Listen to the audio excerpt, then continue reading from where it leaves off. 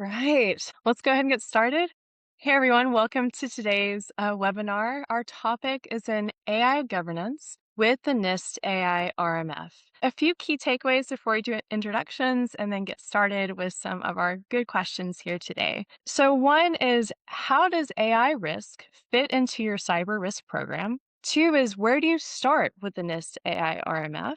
Three is, what are the most common AI governance gaps? Also, how should you report AI risk to the board? How does the new FSAI RMF differ from the NIST AI RMF?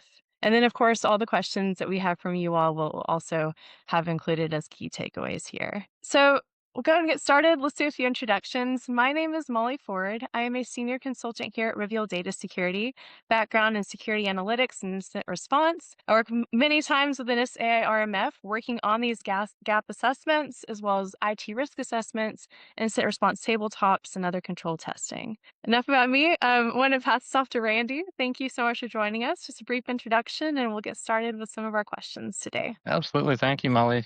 Yeah, my name Yeah. is Randy Lindbergh, founder and CEO of Reveal Data Security. I've been at this for about 16 years, running Reveal.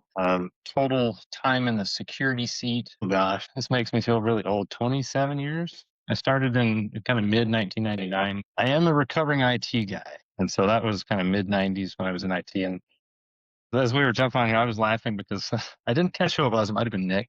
I mentioned my mustache.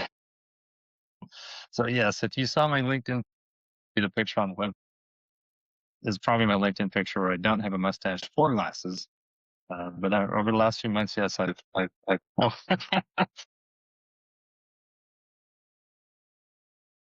got a mustache a little bit. And when I'm at my computer, glasses used to be an option. Anymore, they're not really an option. So I feel a little bit different than my LinkedIn picture. So my apologies for that. But yes, glad to be here. Thank you for joining us. So thank you so much. Well, good deal. Well, let's go ahead and jump into the agenda. And again, I'll be monitoring the chat. So throw in some questions along the way and we'll make sure and integrate those into our discussion today. All right, let's jump on in. Randy, why is AI governance and AI risk management so important right now? Absolutely. Yes, Yeah. this is a great question to start off with. And obviously, everybody on the webinar, we have a huge turnout for this webinar. Very important. Right now, it's the Wild West. AI adoption, as you all know, is outpacing every prior technology wave. I mean, you think about the internet, the World Wide Web, cloud computing, social media, everything that we've gone through. Right? It's just this is way faster, way faster. I read one report where I think it said 78% of organizations now use AI in at least one business function. So that's not just people getting in and typing in a question to ChatGPT or Claude, used in a business function. I think that same statistic was 55% the year before. So this is monumental growth. Now the governance frameworks, controls, the audit processes that most organizations rely on were built for a slow-moving technology landscape. And so this is kind of an extreme example, but if you think about annual IT audits, that format of the annual IT audit was developed in the 1950s, and it was modeled after financial audits. So obviously something needs to change. AI is showing up pretty much everywhere, whether you've governed it or not. It's bolted onto existing tools like GitHub Copilot, standalone tools like Gemini or Claude, sometimes quietly, sometimes not so quietly embedded by vendors in contract. You're kind of finding out the AI is all of a sudden there, right? And it's a big deal. So you can't avoid it. You have to govern it to manage the risks introduced by AI, because the financial impacts really are already measurable. But another study that I looked at recently was the IBM's cost of a data breach. The report showed that organizations with extensive use of shadow AI, and I know and that's a little hard to track, right? It's shadow AI for a reason, it's hard to track. But however they calculated, IBM stated that a breach cost roughly $670 for those with extensive shadow AI than for those without. So that's a big deal. Wow. As you know, regulators, customers, members, they're all paying. Everybody's paying attention. Financial institutions and other uniquely because data are sensitive, decisions are consequential, and what we bank on, and so to speak, in this industry is trust. And trust is Right. obviously very important to financial institutions and others. We have folks on, but a single hallucinated loan denial or biased credit determination is just a headline waiting. Right. So I will, one last little piece here. I will say that last year we modified the Reveal platform for this very reason, right? To account for AI risks across the entire cybersecurity program. And we recently added an AI governance service to the mix for all of these teams that are out there that just don't have the resources to tackle AI governance on their own. And Right. one last thought, and then I'll leave this one be. So I'll add that one of the things we did is we paired an API integration between the Rigor platform and a different product, ERM Pilot, which is an AI native enterprise so that AI risk doesn't sit in the cyber silo, right? It rolls naturally into enterprise risk where the board actually makes decisions. And so this was a huge gap in the industry that we fixed. And the positive response from people who see it is palpable, right? So as you guys know, you're on this webinar for a reason. But again, back to my opening statement, AI is the Wild West. It's moving so fast while trying to keep up with it. And starting a governance process, the reason you're on this webinar today, that's the real driver. Wonderful. Thank you so much. And we'll dive in a bit more in just a minute too on some good tips on how to kind of get started on that. All right. So, next question, Randy, to kind of build off that, let's go ahead and jump into the framework. So, the NIST AI RMF has four key functions, right? Areas we look at. We have govern, map, measure, and manage. For an organization, say just starting out, or maybe you just are kind of having these conversations right started, where should they focus first? Any of the core key core areas altogether? What would you recommend? Sure, absolutely. Yeah, and so Yeah. I'm going to start with the obvious one, the governance function, and then I'll Right. kind of deviate from there, kind of go my own. I would recommend. So Mhm. starting with the governance function specifically, because without governance, Molly, you were just talking about this right before we started the webinar. Without governance, the other three functions, the map, measure, and manage, they don't really stick very well. There's nothing to run. So you do need that AI policy. You need to update your other cybersecurity, your already existing cybersecurity and privacy policies. You need a defined owner, right? That's important. I'll talk about that a little bit here. And you also need procedures for procurement, your organization going out and buying solutions. Change management, that's a big one. It's no longer just an IT thing. And really incident response that explicitly account for AI. And so to kind of deviate from there, right? You might think that I'm going to go with the other pieces, right? Map, measure, manage. I'm going to deviate a little bit of a rebel. So my recommended sequence: put in place an AI policy, review your existing cyber and privacy policies for AI gaps, build an AI system inventory. Significant. You need to know what's out there. Right? Perform an AI specific risk assessment. Mhm. Update your vendor questionnaire so you know what your vendors have, and then bring business units into change management. Right? That's kind of a mind blowing thing for people, but change management is really the whole business. It's not just IT. Some IT people think it is, but it really isn't. And so these steps are concrete, achievable, and audit defensible steps. And a key part of that process is to decide where AI risk lives. And sure, I'm a cybersecurity person, have been for a couple of decades, or as we talked, way longer than that. But let's forget about how I am. But my position on that is that it should live in cyber risk, right? Not ERM. Right? Risk officers don't want. I know we had some ERM folks on today, but risk officers don't cyber and AI risk gumming up their ERM tools. It's Right. messy when you get into that level of technical detail, or those Yes. nitty gritty details around cyber and now AI, Right. and not ITRM if you subscribe to that. Third party risk management, right? In isolation, because that's just one piece of the puzzle. Right. If you think about cyber risk, right, it already has the information system details, risk management sophistication needed to truly measure AI risk, and the steps needed, right? And those steps, I'll probably end up covering this a lot, or at least a few times today, is Yeah. there are 8 elements you need to properly measure cyber risk, and those 8 steps also apply to AI risk, and that is establishing a risk appetite, looking at the kinds of information you have, right, the data classification, looking at your systems, right, your system inventory, as I mentioned, having just knowing what systems are out there and which ones have AI involved, key risk indicators, controls, the measurement of risk, treatment, and report. So if you don't have any of those in place, you're not properly managing. Yeah. Yeah. So the 8 elements, they just, they have to be in place. AI risk is a new dimension on existing systems, not a parallel universe. That being said, cyber owning AI risk only works if it can hand off cleanly to ERM, which is exactly the industry fix I mentioned a minute ago, where the Rubio platform integrates with Pilot to close that gap. And if I go back, kind of to the process of, how to get going, what sequence to go through, Yeah. the final step I would say is to look kind of outside of NIST AI RMF and look at the financial services AI risk management framework, those controls. So the FS AI RMF extends the NIST AI RMF, right? Similar names, one's NIST, one's specifically for financial services. It provides high-level guidance. It turns the NIST high-level guidance into concrete financial services specific controls you can actually implement and audit against. So for the map, measure, manage functions, I would lean heavily on the financial services RMF controls. I had my personal opinion. I have a strong suspicion that examiners and board members are just going to expect this approach in the future. Excellent. Thank you.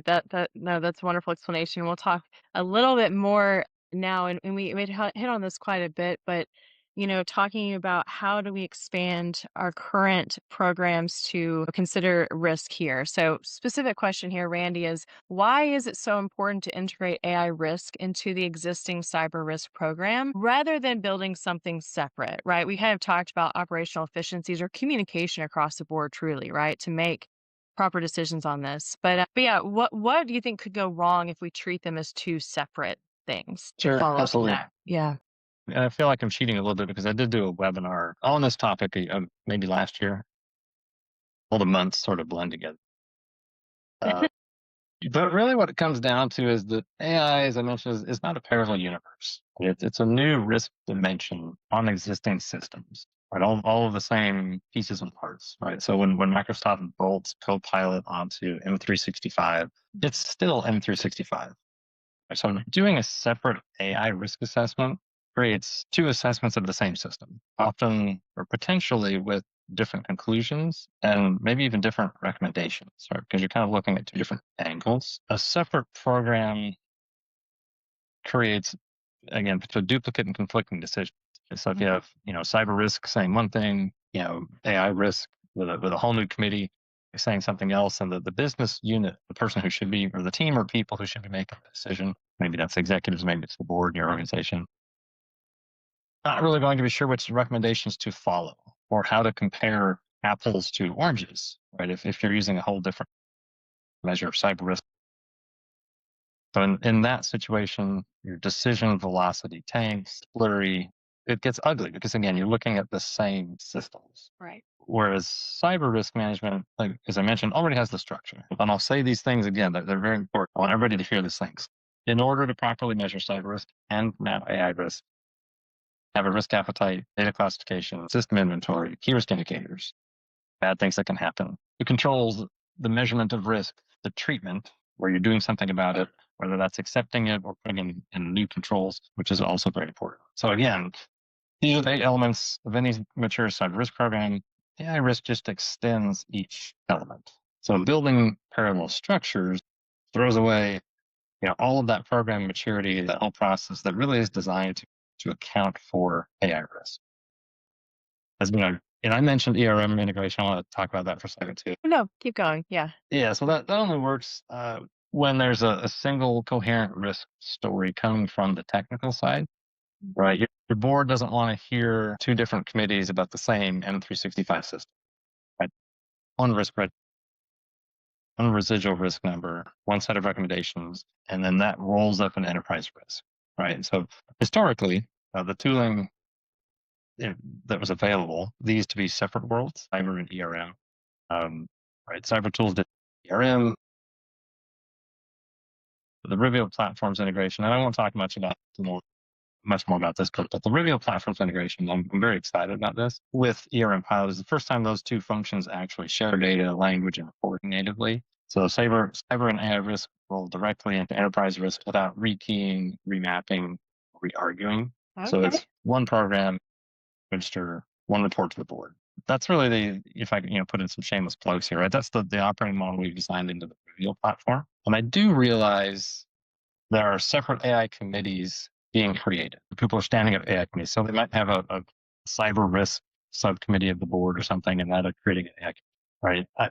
I understand that's happening. That's a good thing, right? The more eyes on this relatively new technology, very fast moving technology, the better. My recommendation here is just make sure that even though it's a separate committee, you're leveraging your cyber risk model and Mhm. process and presenting the same results to the risk committee and to the cyber committee. And over time, I anticipate as people realize that these are two views of the same thing, those committees like your cybersecurity committee or cyber risk committee, whatever it might be, and the AI committee will probably merge because it is the same model. So if I think about what we're doing, at Revio, we also created the Revio AI governance solution standalone from cyber risk, just in case, right? There's a lot of people out there needing help, right? And so we created it as a standalone entity for those who have a cyber risk model they're tied to, and that maybe that isn't sophisticated enough to incorporate AI risk, like what we've done here at Reveal. But you need to do something now that is an option. You can start with AI risk, and then if you like the model that we have in place, you can add cyber to that down the road when you're tied to. Excellent. No, thank you for that. And we have a really great follow-up question from the chat. We talked about those, one of those core elements is inventory, right? So we'll bring this up from William. If we document which systems have Gen AI in our IT risk assessments in the Reveal platform, is that considered sufficient AI inventory and tracking of AI systems? Or does there need to be a separate process, separate document for AI inventory? I think that's a great question, and it can be one of your information systems catalog. That those are your systems, and whether you tie that to a CMDB or something else, whether it's maybe you have a single source of truth in ServiceNow, as an example, right? Just knowing, assessing risk on the information systems. Part of that process is you extend that model out becomes knowing which systems have AI, and because those systems that have AI, there are additional risk categories or key indicators that you need to include. And so, if I compare that to again, if you're looking at the bad things from a risk assessment standpoint, you're looking at the bad things that can occur on a system. So if you think about one of those, a bad thing that can occur on a system is unauthorized database access, right? To know if that risk exists on a system, you have to know if it has a database, right? So in that regard, AI is very similar in that some of the bad things that can happen to an information system are caused by AI. So you can use the same list, the same catalog of information systems, and just identifying part of the risk assessment process is knowing what makes up the system. So is there an Yeah. application? Is there a web application? Is there an some kind of local application? Is there a database for users access? And one of those things, again, is does that information system have AI capabilities? So great question. And I would recommend just, again, keeping things clean and tight. Use the same list. You're already doing that work on the cyber side. Just extend it and use that list for AI as well. Excellent. Thank you for that, and thank you for the question. And we have a few more popping in, so I think we'll continue looking at some of these right now from the audience. One here is for those of us servicing smaller local businesses who may not have large databases or are not as knowledgeable on how we should go about identifying risk appetite or key risk indicators when performing these assessments. So kind of how to support, servicing smaller local businesses, not have large databases, figuring out how to determine risk appetite and KRIs. I don't know how to address the database question. I mean, it could be a small database with very important information. So the volume, depending on what it is, right? The volume, I think that's maybe kind of a separate conversation. But I think the spirit of the question is these small businesses, maybe they don't have a lot of information systems, maybe they don't have a huge customer database, those kinds of things. Again, they might have a database of one record, and that one record is very, very important to the business, like the recipe for Coke. Right? That's not a big database, but it's very important. Maybe a strange example. The process that, well, I have to say that I'm a lazy person, right? And that's important. I say that because I find it humorous to say things like that. But also, I developed the methodology that we use, so I'm very biased toward that, obviously. But I can assure you that any process I create, I recommend you use, is not going to be rigorous natively. Right? You can get in great detail, but we have built in, I say we loosely, because I'm a lazy person, it's laziness, what I call it. I've built in a lot of mechanisms where you can go and get risk appetite, do Monte Carlo analysis, right? Get a quantitative result, because those things are going to make more sense to the small business owner than high, medium, low, right? A heat map. And I do talk about this stuff a lot. So I'm a small business owner. If somebody came to me and said, "Oh, we have a high, and we need to spend $10,000 to make it medium," that really doesn't have any meaning. And so when you ask a few questions around, if you're 99%, for example, if you're 99%, guaranteed to lose money to run your IT system, what would you be willing to lose? Right? That's going to be a larger number relatively. Excuse me, let me try that again. A smaller number, because you're virtually guaranteed. If it's a 1% chance, that number's going to be higher. It's a very natural way to think about risk. Right. And then just running through the Monte Carlo analysis, it doesn't take that much work. We have a lot of time saving mechanisms in the process. You can go, and even for small businesses, you can go and do, even if it's a rudimentary risk assessment where you look at the risk appetite, maybe you don't even look at more than like 10 or 12 or 20 controls, just the very basic information security controls. You can present to that business owner what their risk is there accurately and allow them to make the decision. It might, let's say you're a business shop and you make hot sauce, right? You have a recipe that's very important to you. That recipe got out, it might cost you your whole business. Right. So the confidentiality of that hot sauce recipe is very important. I think business owners can accept that. They're going to look at, oh yeah, okay. Maybe they don't want to spend any money on security, but at least they know. Right? Yeah. If my hot sauce recipe is not protected, I could be out of business in a month, and that's obviously a very big deal. So I think I went off the rails a little bit trying to answer that question, but I hope that helps. Absolutely. No, that's wonderful. Thank you on that. And then let's see, just a couple of more from the chat, and then we'll hop back to our other questions here. Let's see. Okay, so this does talk about who's responsible for what. So in regards to where AI risk resides and gets managed, if there's a cybersecurity team separate from information security department, who do you think it should be managed from? I might be stumped here. I'll think through it out loud very briefly. That's Yeah. a real question because in my mind, in most situations, cybersecurity does equal information security. Mhm. If the big difference is cyber is typically associated with things that are digital. Information security usually includes those plus paper documents and other like signature cards in the back room, right? So there's those kinds of things. Right. Depending on how that is broken out, differentiated in the organization, I think really dictates that. As I think about that breakout, I'm trying to decide what would be where. And so if it's digital on one side and paper stuff and maybe physical security on the other, perhaps that's the breakout. If that's the case, I'm going cyber Okay. Yep. because right, Yeah. because it's AI is necessarily digital.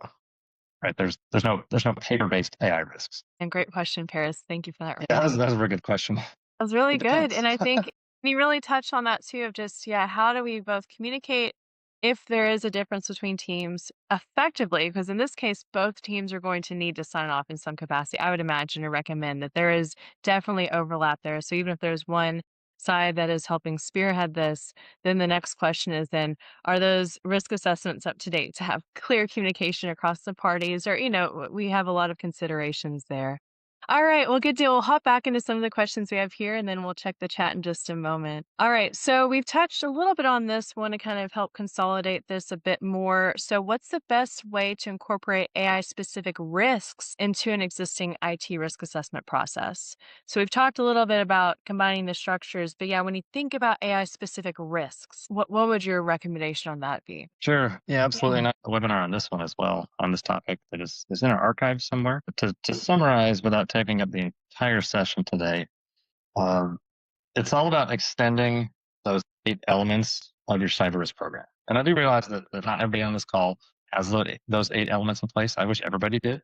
I've been trying for years and fighting against some industry, let's say, ocean currents, right? Some people just don't understand risk, even though risk is in their name, but I'm not going to say any specifics more than that. But again, if you look at the risk appetite, data types, information systems, key indicators, security controls, the measurement of all those things, the risk treatment, and the reporting. That is the risk assessment process. Right. If you don't have any one of those 8 elements in place, you're not properly managing risk. And so each one of those elements needs an AI aware adjustment, not a parallel process. Yeah. So when you update each element specifically for AI, right, you might go and revisit your risk appetite, and you might change it, right? You're accepting more risk to gain more AI enabled business value, right? Reclassify data flowing through AI enabled systems, right? Volume and sensitivity of the data might jump dramatically, right? And new AI specific key risk indicators alongside your existing key risk indicators or risk categories. And so just so you know, the ones I defined are, there's 4 of them. There's AI data issues, there's AI operational issues, legal, ethical, and regulatory issues, and then AI model training issues. And in addition to the mention that I also publish specifically on this topic and extending the risk model. So if that's something that's of interest, we can get you that information. It's free.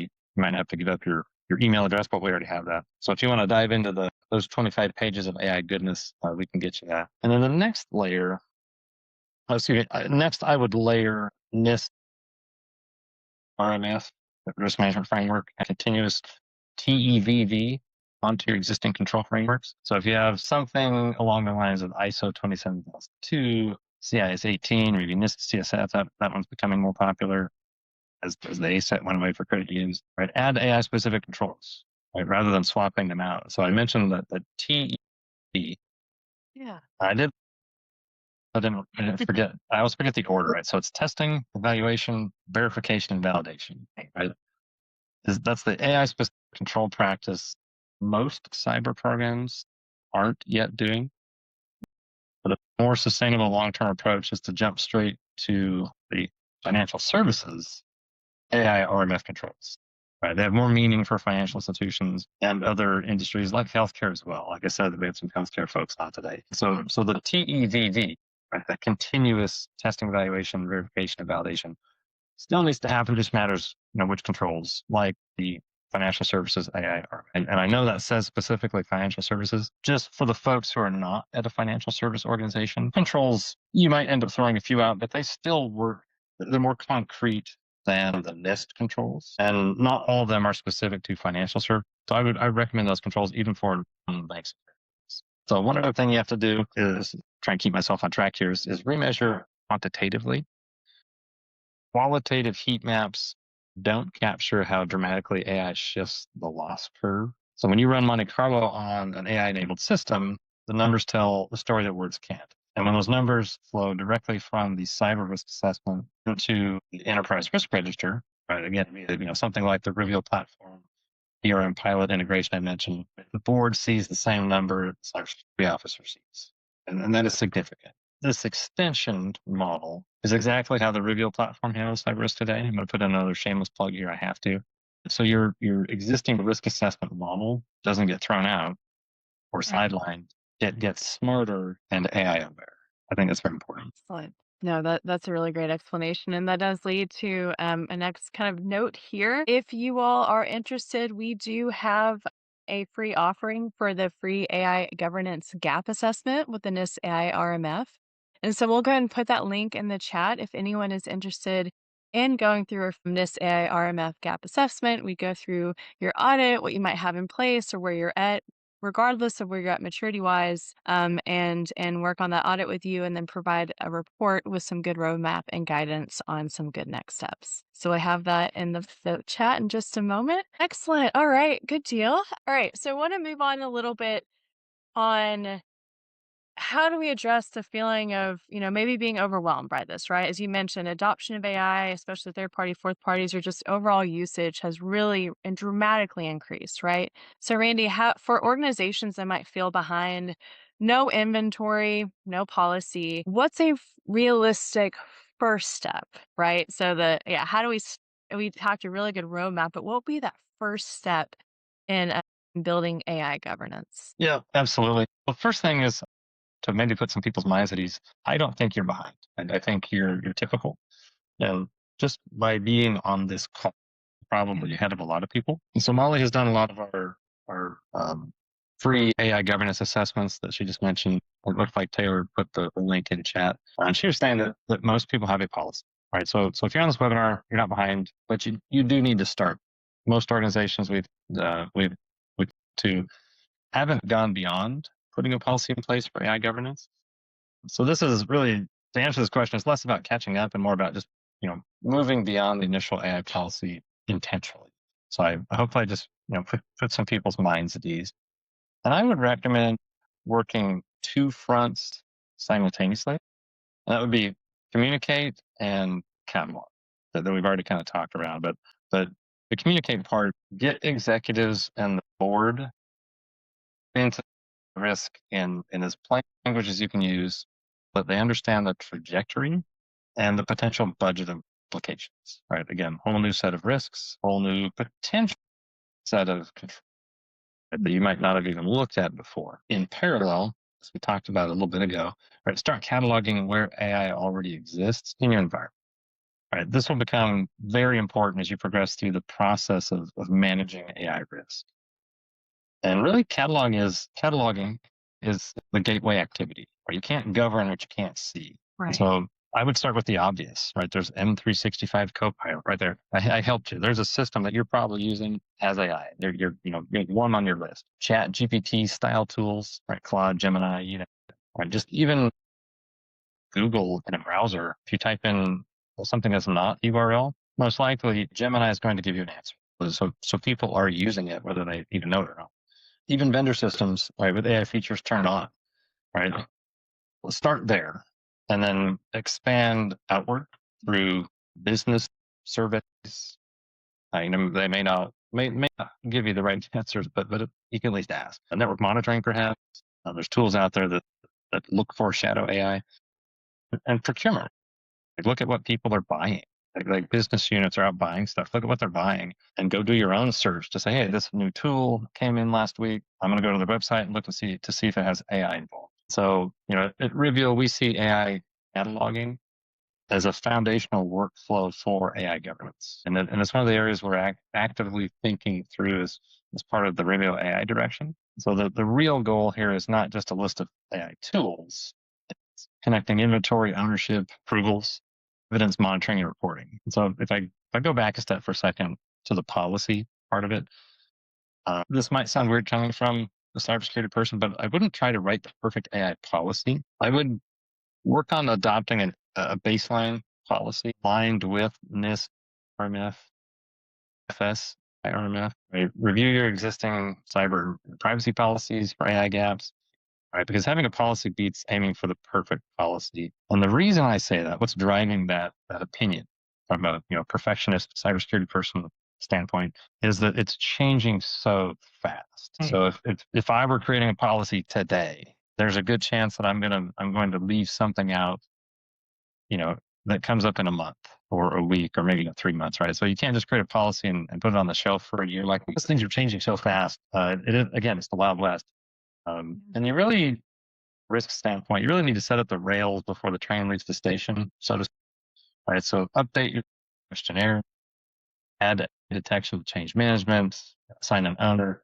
Right? And these three moves prevent the inventory from getting stale the day after you finish it. Right? And so this one last plug here, the catalog and communicate pattern is exactly what the Reveal platform accomplishes for you. Excellent. Thank you, Randy. No, that was really good insight on kind of how to get started there. And so, do you want to kind of piggyback on what we mentioned a little bit on when we bring in the board, right? So, this is the next question here. We've talked a lot about the importance of board engagement as kind of early steps, right? Or how do you recommend organizations report AI risk, right, without it being overwhelming? So, what are some maybe key areas to focus on?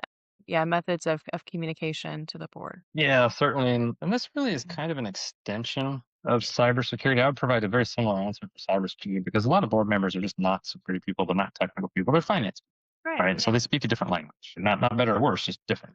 And so I generally recommend that people start with the decision you need, not the data you have. Boards, at least the board members I know, right? They don't want a tutorial on AI or cybersecurity architecture. They want, here's the risk, here's what it costs us, here's what I recommend, and here's what I need from you, the board.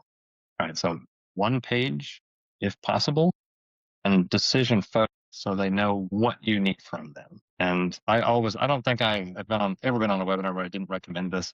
You use quantitative framing, risk management models whenever you can, right? Because when you go to the board and you say current risk high, target risk medium, right? That inherently doesn't have any meaning, right? So it's very different than if you can go to them and say, we have $5 million expected annual loss. If we spend $500,000 on this control investment, we can reduce $2.5 million risk. That's a Right. 500% ROI. That's a language they understand. Boards understand dollars and ROI. They don't always understand color coded heat maps. Actually, let me rephrase that. They never understand color coded heat maps, high, medium, low, because there's no actual meaning there when it Right. comes to approving. So Yeah. I would roll AI risk into the existing risk story, not a new one, as we've talked about. Right, your board already has a mental model for cybersecurity reporting, or should anyway. Right, AI shows up as new key risk indicators, updated system risk rating, and new control investment requests, potentially, within the same report, not as a separate appendix or a whole separate reporting process. Right. And so I Yeah. would also try to show the trend, not just Okay. a snap, Right. because boards really want to know, are we getting better or worse based on the decisions they've made in the past? Are their investments working? And I would track residual risk over time, control implementation process, and then what's very, very important from an AI perspective, that was already important from a cyber perspective, cybersecurity, but is even more important and critical is that continuous testing, evaluation, verification, and validation, which involves the business. Especially as you're mentioning, it's just true. This really is the Wild West. And as frameworks change, as recommendations, is having a system, I think, with that trend analysis is really important, not only to make sure that decisions over time are having the effect that's intended, but I think it's incredible to track as AI usage is changing and our landscape is shifting. All right, Yeah. excellent. Let's see. A couple of more questions here. I have one from the chat that also leads into a question. Just kind of go back to frameworks, right? So, I first want to ask, how does the new FS AI RMF differ from the NIST AI RMF? We talked a little bit about that, but yeah, any specific key areas that you would point out here in terms of differences? Yes. I could cheat and sum this up in one sentence. Basically, the financial services version added controls to the NIST set of controls. And Right. that's basically, but I want to dive in more for the audience. So the NIST AI RMF, risk framework, contains elements of risk management, not just a list of controls, but it basically recommends readers incorporate into their existing management framework, such as 800-30, right, the risk management guide. So when we look at the financial services AI risk management framework, it basically extends the list of control that NIST provides with more concrete actionable steps, specifically for banks and credit unions that they can take to lower AI risk. The missing piece in my mind, and I lean heavily on risk management. If I were to pick a specialty, that is it for me. So just understand that.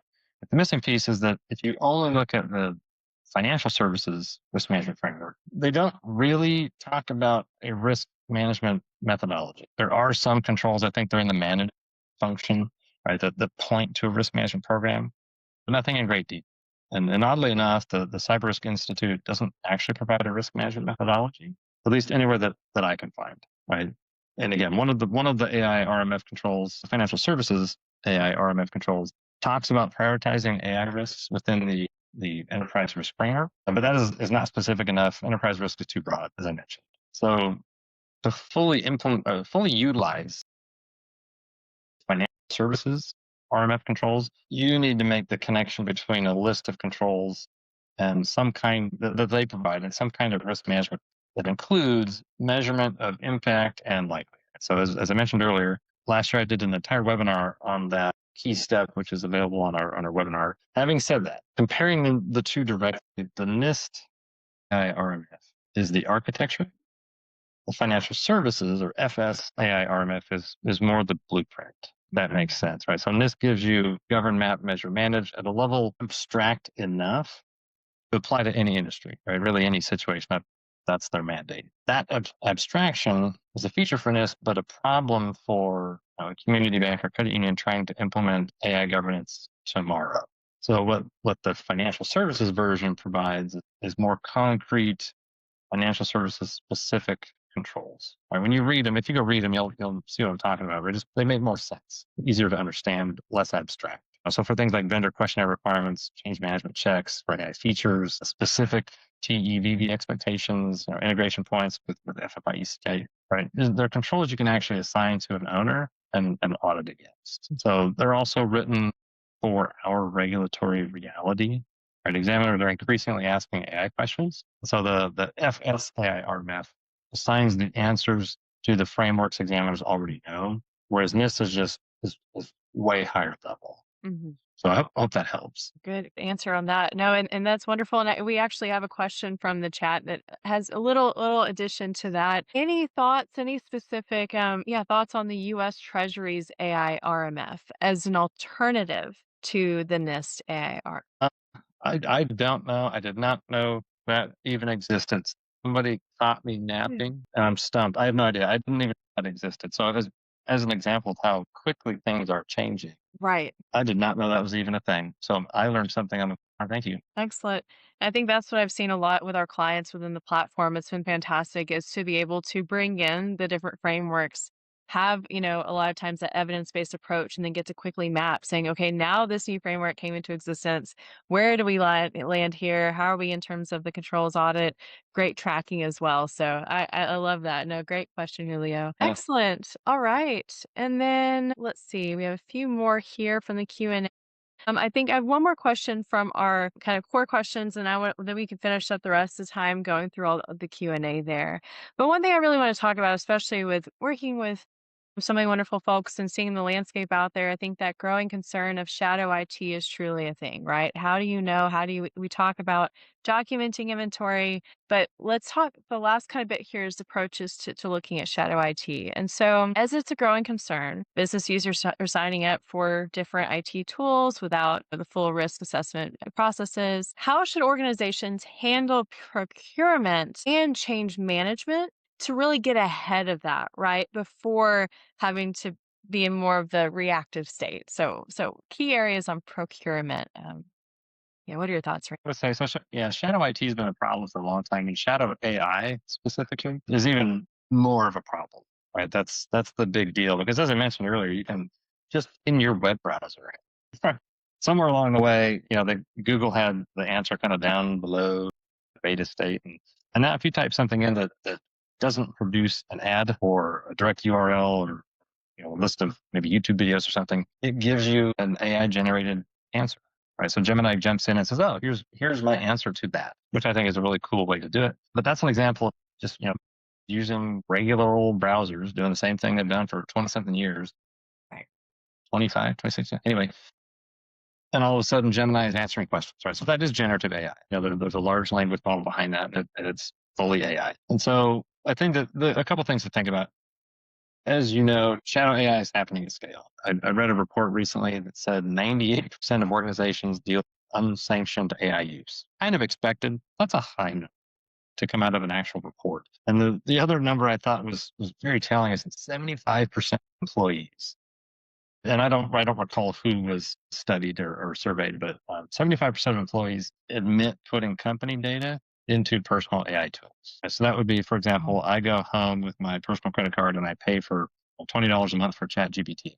And then I Yes. go to work and I think, wow, I could use this to make my job easier. I'm going to take this spreadsheet of customer or member details. I'm going to plunk it in there and it's going to run a report for me. So it is time saving, but that's something that obviously IT has no idea it's there.